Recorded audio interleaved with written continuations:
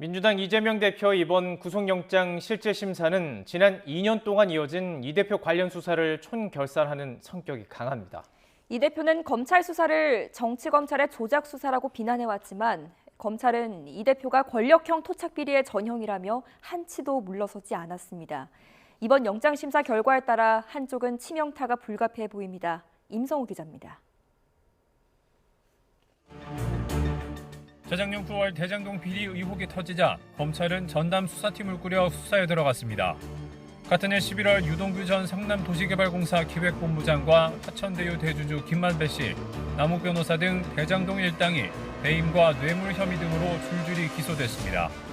하지만 사건 당시 성남시장이었던 이재명 대표까진 수사가 뻗어나가지 못했습니다. 그분은 그분 나름대로 최선을 다하신 거고 행정을 저희는 이제 시가 내놓은 정책에 따라서 공모에 진행한 것이라고 생각합니다. 지난해 5월 윤석열 정부가 들어선 이후 검찰이 2기 수사팀을 꾸리며 전환점을 맞았습니다.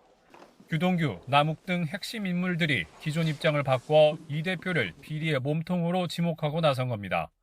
배신감일 수도 있는데 제가 좀 착각했다는 생각이 많이 들었습니다. 결국 김용전 민주연구원 부원장과 정진상 전 정무조정실장 등 이 대표 최측근들이 차례로 기소됐습니다. 검찰은 대장동의 성남FC 후원금 의혹을 합쳐 이 대표의 첫 구속영장을 청구했지만 체포동의안이 국회 문턱을 넘지 못해 불구속 상태로 재판에 넘겼습니다.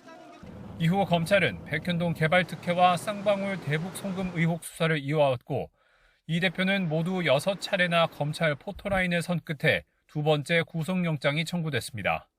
결국 지난 21일 체포동의안이 국회를 통과하면서 헌정사상 처음으로 구속영장 심사를 받는 제1야당 대표가 됐습니다. 이 대표는 뚜렷한 증거가 없는 정치검찰의 조작 수사라고 맹비난하고 있고 수백 번 압수수색하고 수백 명을 조사했지만 증거라고는 단 한 개도 찾지 못했습니다. 그 이유는 사실이 아니기 때문입니다. 검찰도 이 대표가 권력형 토착비리와 정경유착의 전형이라며 한치도 물러서지 않고 있습니다. 양측이 명운을 건 외나무다리 혈투를 벌이는 가운데 영장 심사 결과에 따라 한쪽은 치명상이 불가피합니다.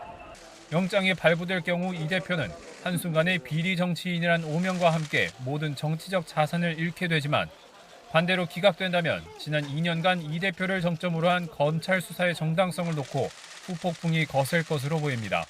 YTN 임성호입니다.